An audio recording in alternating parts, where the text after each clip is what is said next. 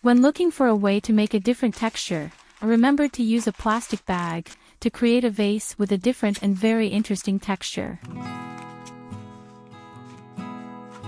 I fold the plastic bag in half, now without handles or bottom, and cut it into 4 almost equal parts, resulting in 8 rings approximately 5 centimeters high and with the length of the bag.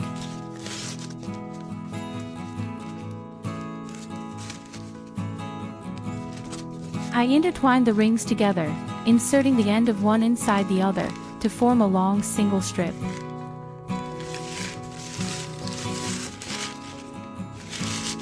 With the plastic strip already prepared, I take a glass jar which, after being washed with soap and water, was cleaned with a cloth soaked in alcohol to eliminate any remaining grease.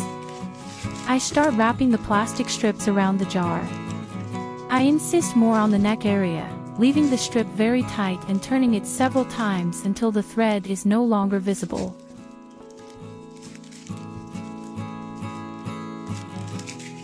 I wrap the strips around the body of the jar, always keeping the strip tight and ensuring that the glass surface is not visible.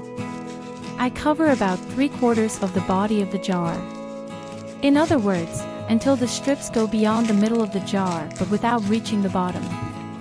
With the strip already rolled up, I take the end and using the tip of the scissors, insert it behind the others. This way, I ensure that the strip stays firm and in the right place, without the risk of unraveling. The jar is then placed in my outdoor craft oven, enough time for the plastic to melt a little. Through this process we achieve a unique and captivating texture. To ensure paint adhesion, I make a homemade primer by mixing paint, plaster, and white glue in equal parts. I apply broad strokes interspersed with small touches, trying to make the paint permeate the entire texture. After both coats have dried, I add a very small amount of white paint to a dry brush and remove the excess. With the brush just dirty with paint, I make downward movements along the bottle, applying the paint only to the most prominent parts of the relief, which highlights the texture created by the melted plastic. I grab some cotton rope and wrap it around the bottle 3 times. The application of rope will help to give a more relaxed and rustic touch, which is exactly what I try to give to this boho-style vase. I tie the ends with some woolen thread, wrapping it around the rope several times. To ensure it doesn't come loose, I tie a tight knot and finally cut the ends close so that the knot isn't visible. I cut the ends of the rope to about 3 centimeters and then unravel them to give it a relaxed organic look, perfect for enhancing the vase's boho style. With the vase ready, it's time to make a matching basket. To do this, I take another plastic bag and cut it into a strip about 2 centimeters wide. I will cut in a spiral, moving gradually from the top to the bottom so that I end up with a single strip without needing to make any seams. I will make a crochet hexagon called an African flower, but any other design can be used. I think that if I had chosen a more closed and simple crochet pattern, the basket would have turned out even better.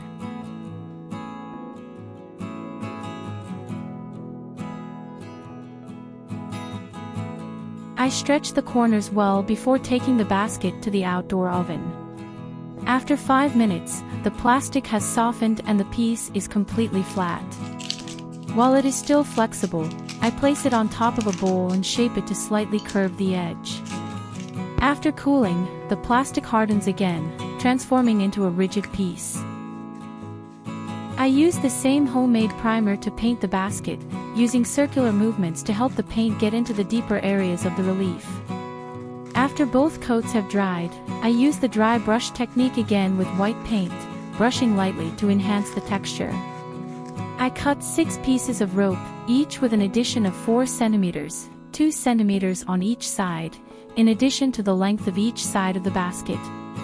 Using the rope differently in each of the 2 pieces helps to create a visual and aesthetic coherence between the basket and the vase, without them looking too similar. I place a rope on each side and overlap them at the corner of the side. With the help of a crochet hook, I sew the basket to the ropes, making several turns with a thread until the ropes are securely attached.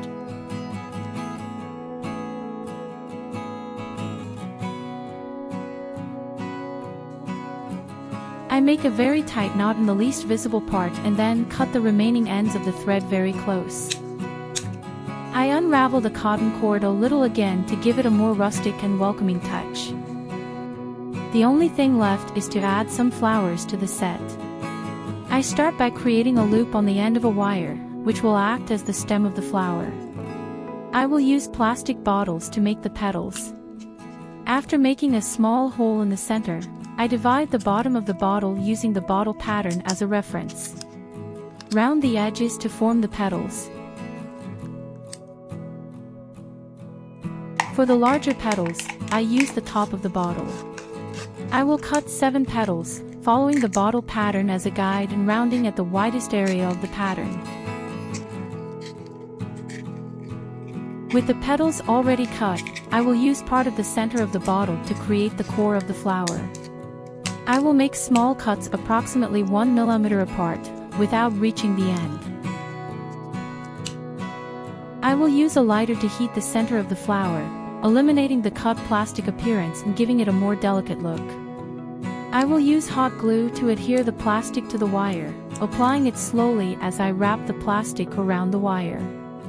This glue hardens quickly, making it easy to assemble the flower quickly. I use the lighter again to shape the central petals, heating one petal at a time and holding it with small pliers, which makes it easier to give each one the desired shape. I shape the petals, carefully turning them one by one with my hands and adjusting them together until I am satisfied with the result. I apply hot glue to the bottom of the center of the flower, which helps to fix the center and also to glue it to the central petals that we insert into the wire through the hole in the middle, thus fixing them to the center. With the lighter, I shape the outer petals, giving each one delicacy, and then attach them one by one to the outside of the flower. I use hot glue to assemble the entire flower, as when it cools it becomes thick and helps preserve the integrity and shape of the flower. To create slightly different flowers, I start with a larger center, taking advantage of the entire circumference of the bottle.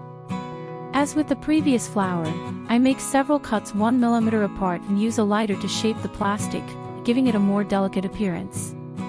Assembling the flower begins by gluing the end of the plastic to the wire, gradually winding it while fixing it with hot glue.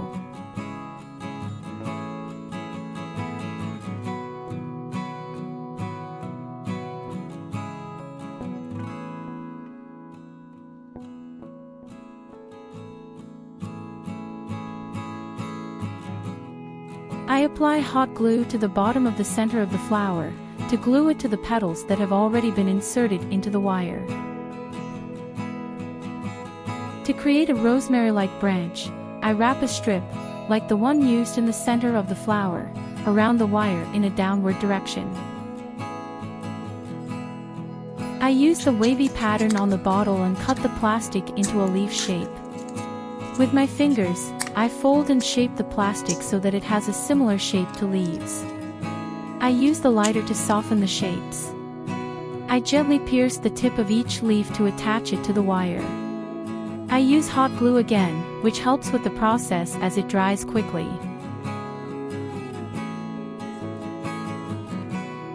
I apply matte white spray paint to flowers and leaves, which eliminates the plastic appearance and gives a more sophisticated and charming touch. Using a dry brush lightly tinted with light beige paint, I apply soft strokes to the leaves and flowers, generating a delicate effect that adds a captivating, rustic touch. The bouquet, although simple in design, radiates a singular beauty that enhances the splendor of the whole. The boho chic style infuses the environment with a welcoming and elegant atmosphere, accentuated by the contrast of the intense blue with the serenity of the warm white of the flowers. Soon we will bring you another wonderful project. Until then, let your creativity flow with this one here.